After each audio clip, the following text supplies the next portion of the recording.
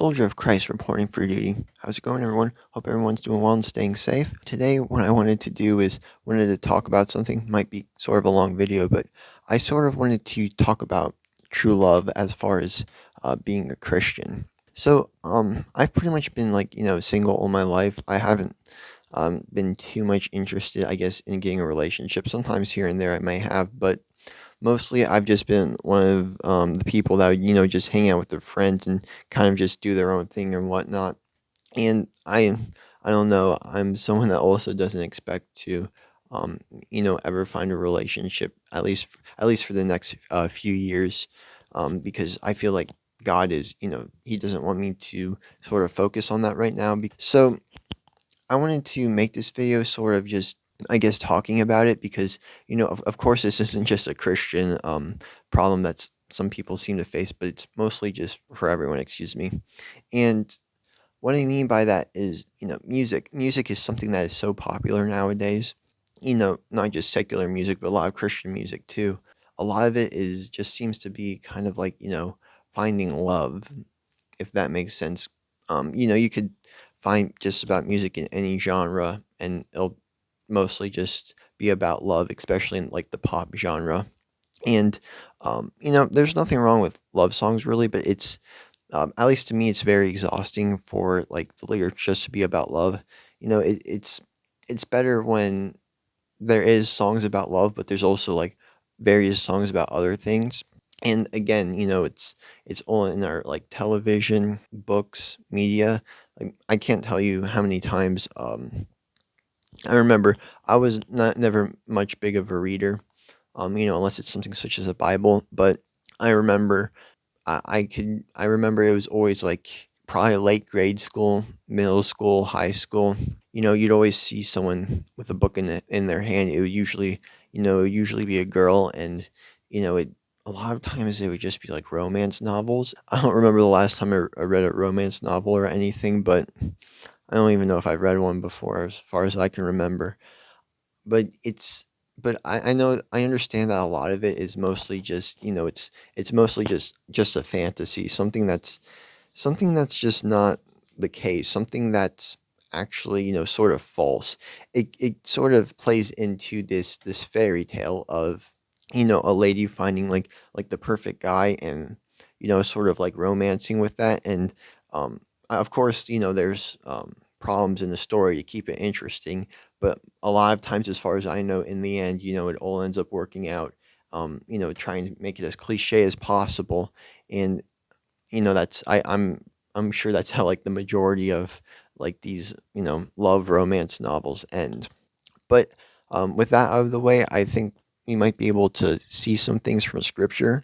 I got a lot of verses that we can get to today, so let's get started. So if you turn to Genesis chapter 2, verse 24, it speaks, "Therefore shall a man leave his father and his mother, and shall cleave unto his wife, and they shall be one flesh." So, with that in mind, it's important to understand that nowadays something such as like marriage is very much taken for granted. I can't tell you.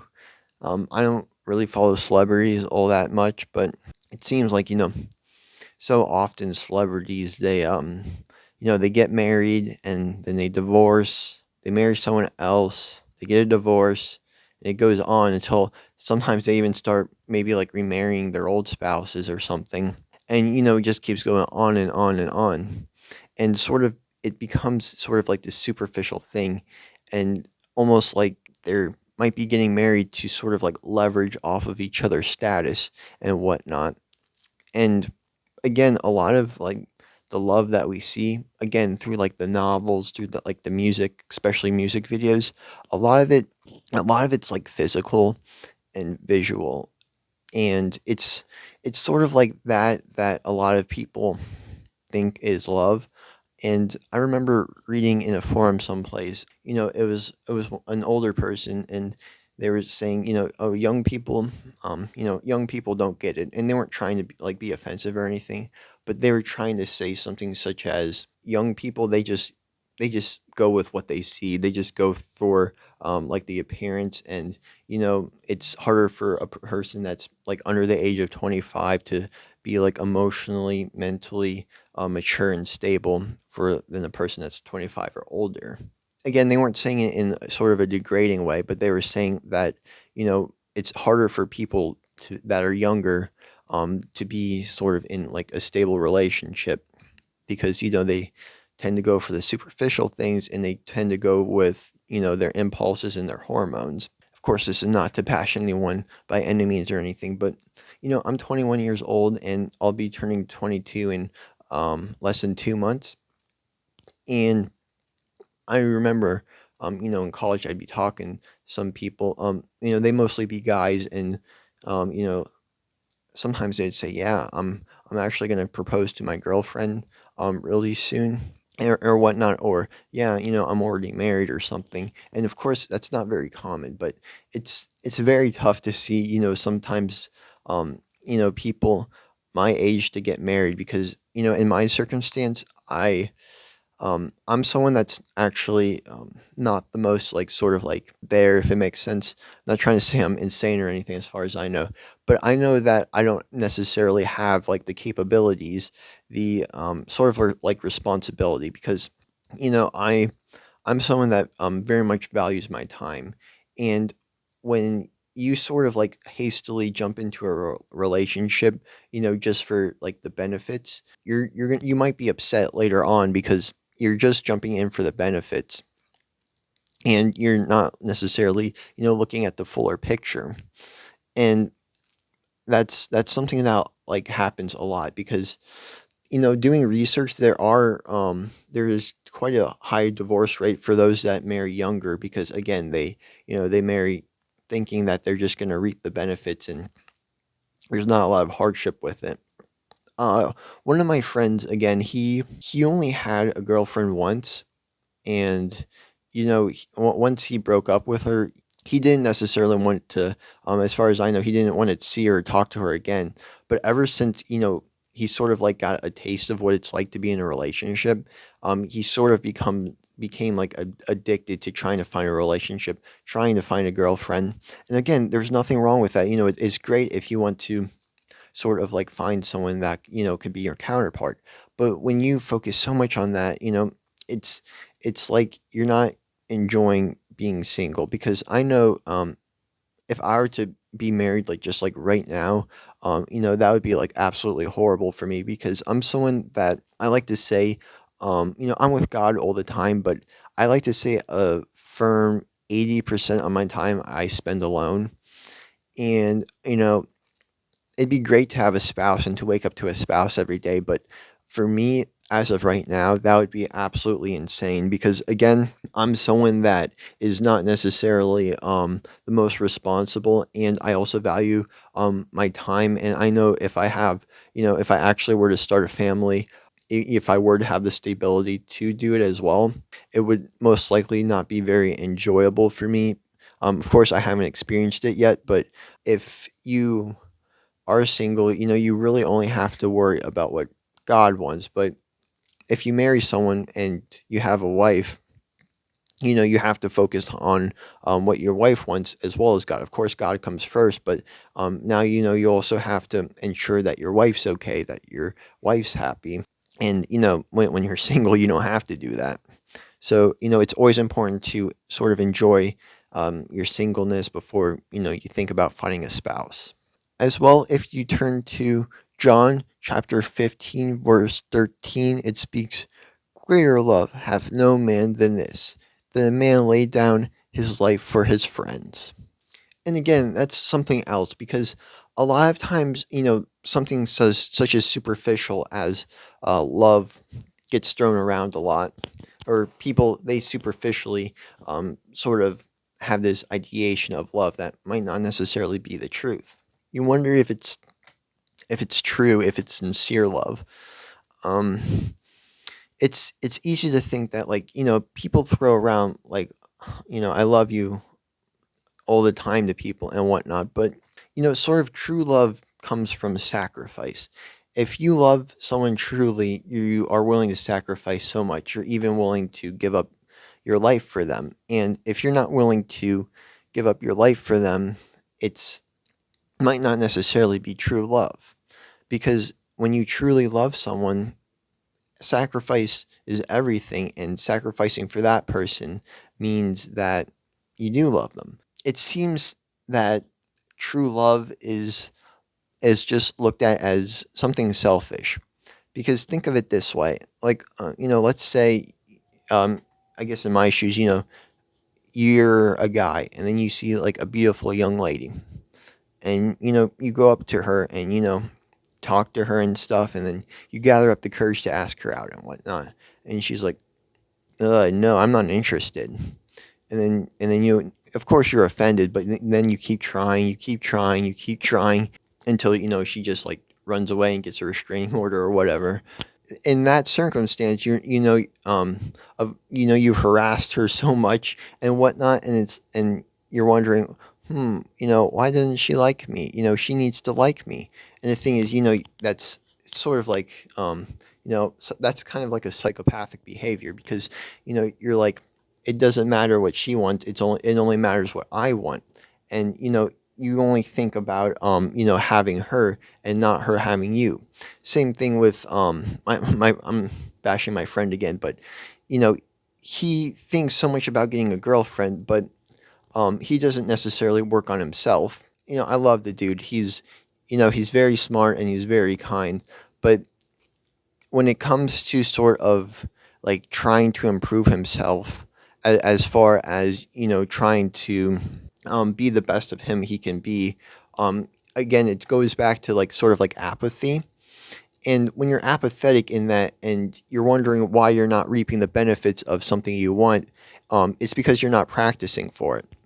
Again, I've made this analogy before, but it's sort of like, if you wanted to be the greatest boxer of old time, you can't just say, oh, I'll be the greatest boxer, and I'll just start like 10 years from now, you have to like start as soon as possible. You have to, same thing with getting right with God. You have to, if you want eternal salvation, you have to do it now.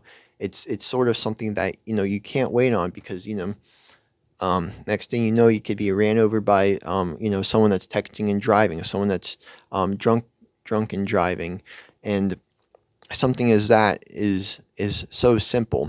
When you start to understand that not everyone will maybe like you, and that love sort of has to be like a two-way thing. You can't just like one person and them not like you back, and sort of like harass them to get them to like you. That's not going to work, and you might end up getting a restraining order against you or worse. So it's best to sort of just ensure that that it's two ways, and that nothing bad like that would happen. So, well, if you turn to Ephesians chapter 5, verse 22, let's start there. It says, "Wives, submit yourselves unto your own husbands as unto the Lord. For the husband is the head of the wife, even as Christ as the head of the church, and he is the Savior of the body. Therefore, as the church is subject unto Christ, so let the wives be to their own husbands in everything. Husbands, love your wives, even as Christ also loved the church and gave himself for it, that he might sanctify and cleanse it with the washing of water by the word, that he might present it to himself a glorious church, not having spot or wrinkle or any such thing, but that it should be holy and without blemish. So ought men to love their wives as their own bodies. He that loveth his wife loveth himself." And that's another thing. You know, if you're thinking that you might not necessarily, or you might be ready for marriage, as a wife, it's important to, make sure that you submit to your husband, and that sort of like you obey him. And that's of course very tough to do, in today's society, because sort of like so many people are pushing, especially for something such as, I'm sure you've heard of like the feminist point of view.